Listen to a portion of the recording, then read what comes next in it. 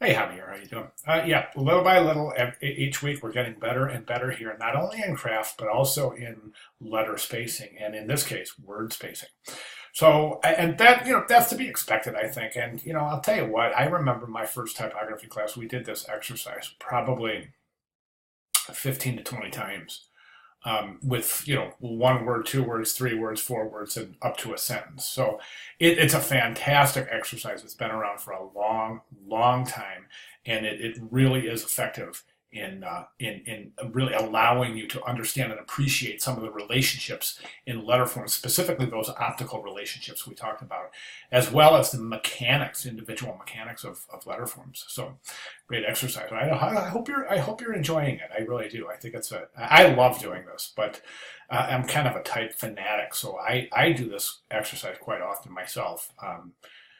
After how many years of practicing design. So it really is, as I said, it's really a fantastic exercise. Okay, so the interesting about this assignment, when we compare it to the last assignment, is that it's three words.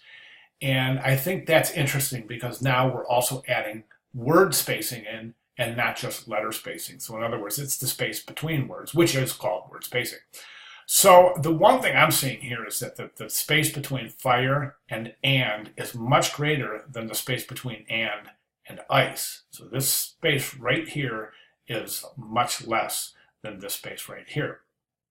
Or I should say, or it appears to be based on some of the optical illusions that are created in typography. And as designers, it's our job to circumvent those illusions. So what I'm saying here is that at this point right now, fire kind of sits off by itself. And the reason is because it's separated. These two seem to have a closer relationship than this word. And we know that's not the case. This should be fire and ice. It should be a series of three words instead of three separate words. Do you see what I'm saying? So that's really important. So watch your space for consistency between your words, not just your letters. Okay. Now, I say that with caution. I say watch your consistency in spaces between letters and words. Not that they're supposed to be the same. We know that they're not, right? That's true, for sure. We learned that in the banana exercise. The illusion is that the space is equal between letter forms. But again, illusion because there's a lot of things that are happening with open counters and curve bowls, etc., and two curves together, a curve and a straight.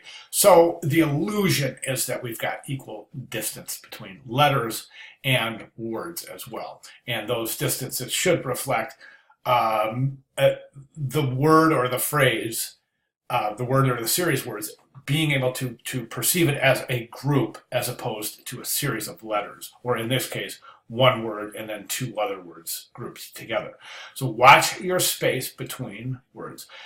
Craft, you got to watch your craft. I think that there's a couple of things here that are that definitely need improvement. And again, where is my eye being drawn? My eye is being drawn right here to the E and to the C. And the reason for that is because these bowls right here, and the curved E and the C, the bowls are really thick, and we can take a look at the letter forms and how convenient the E and the C are right together. So you can see that area right here is just too thick. That left side of that bowl for the C, lowercase c, left side of the bowl for the lowercase e.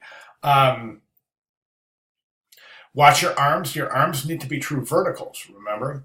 Now, we want to also take a look at the relationship between some of these vertical stems. Of course, they have to be true verticals, right? This one seems to be tilted to the left a little bit. This one, the same. From bottom to top, it goes right to left. And then I think in general, all of your letter forms are tilted a little bit. And again, that is bottom to top, left, right to left. So they're sitting this way a little bit. And that just could be possibly the way that you have your baseline drawn. That's a possibility, as we learned in week one. Moving forward to your final submission, I watch your craft. Really watch this consistency, especially in as I said, in your bowls and your curved letter forms, as well as the stems on all of your letter forms. So we can see, look how thin that little stem is right there on that R. And we just don't see that. I mean, that's pretty consistent all the way up the stem. Same thing with the I. And those are consistent as well in between each other. So we can see this one's much thicker, this one's much thinner. This R, the stem starts out thicker, but it gets really thin towards the bottom. So there are a number of inconsistencies, I think, that need to be addressed. Sorry, it's my little dog in the background. Sorry about that. And that's my big dog. Hold on one sec. I'm sorry.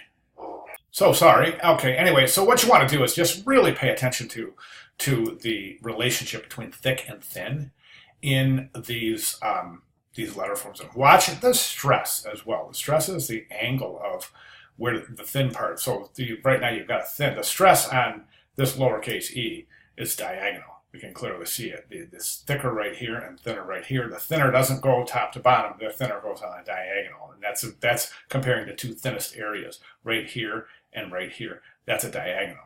So watch that diagonal stress. Watch consistency in your arms, in your stems, in your bowls, and in your curved letter forms in the branches right here. Okay, now let's talk about letter spacing a little bit. Talked about word spacing, talked about craft. Let's talk about letter spacing a little bit.